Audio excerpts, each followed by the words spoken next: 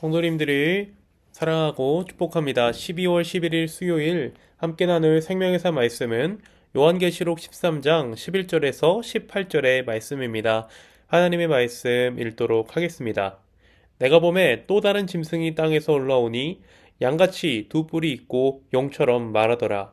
그가 먼저 나온 짐승의 모든 권세를 그 앞에서 행하고 땅과 땅에 사는 자들을 처음 짐승에게 경배하게 하니 곧 죽게 되었던 상처가 나은지라. 큰 이적을 행하되 심지어 사람들 앞에서 불이 하늘로부터 땅에 내려오게 하고 짐승 앞에서 받은 바 이적을 행함으로 땅에 거하는 자들을 미혹하며 땅에 거하는 자들에게 이르기를 칼에 상하였다가 살아난 짐승을 위하여 우상을 만들라 하더라. 그가 권세를 받아 그 짐승의 우상에게 생기를 주어 그 짐승의 우상으로 말하게 하고 또 짐승의 우상에게 경배하지 아니하는 자는 몇이든지 다 죽이게 하더라. 그가 모든 자, 곧 작은 자나 큰 자나 부자나 가난한 자나 자유인이나 종들에게 그 오른손에나 이마에 표를 받게 하고 누구든지 이 표를 가진 자 외에는 매매를 하지 못하게 하니 이 표는 곧 짐승의 이름이나 그 이름의 수라.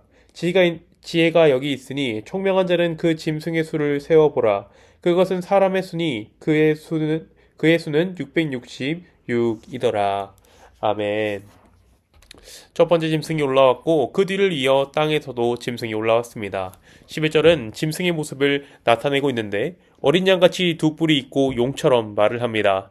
짐승의 모습을 어린 양 같다고 말하고 있습니다. 요한복음에서는 예수님을 세상 죄를 지고 가는 어린 양이라고 말하며 요한계시록에 등장한 예수님은 대부분 어린 양이라고 표현하고 있습니다. 사탄은 결코 자신은 내가 사탄이야 하는 모습으로 드러내지 않습니다. 어린 양의 모습을 한 채 용처럼 말을 하고 있습니다. 여기서 용처럼은 짐승의 권위를 준 용을 말하는데요. 예수님도 자신의 권위를 하늘로부터 오는 권위 곧 하나님으로부터 오는 권위라고 말씀하셨습니다. 속이는 자는 이처럼 교묘하게 속이고 있는 것이죠. 용처럼 말하는 것은 자신도 하나님으로부터 권위를 받은 것처럼 말하는 것을 표현하는 것입니다.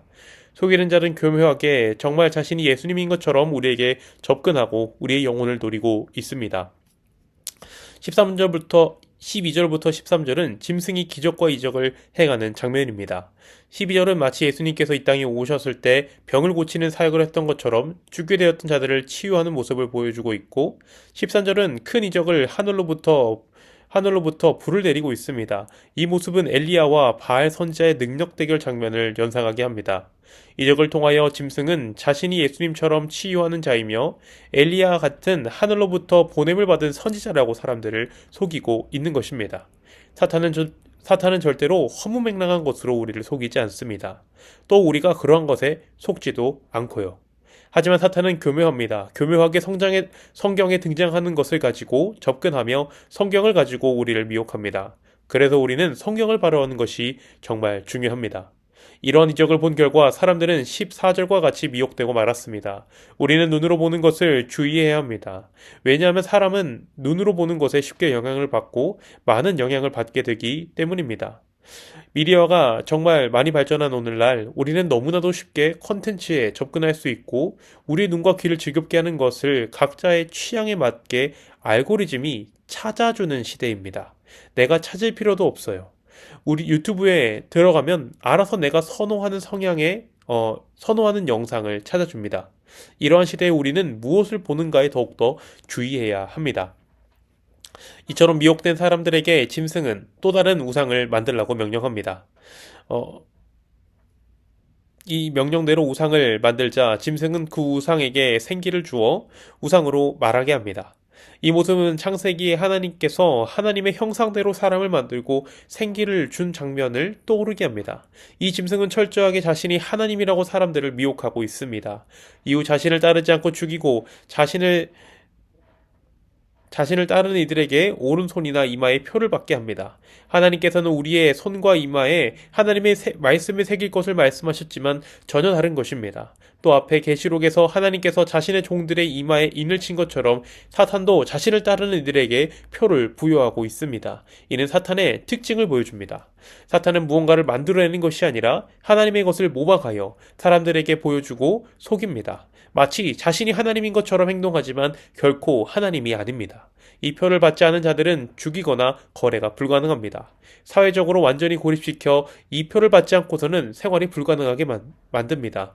이러한 목숨과 직결되는 말씀을 들을 때면 사람에게는 당연하게 두려움이 찾아오게 됩니다. 그리고 때로는 이 두려움이 믿음을 이기는 경우가 있어 믿음의 사람도 넘어지고 맙니다. 하지만 우리가 두려워할 이유는 없습니다.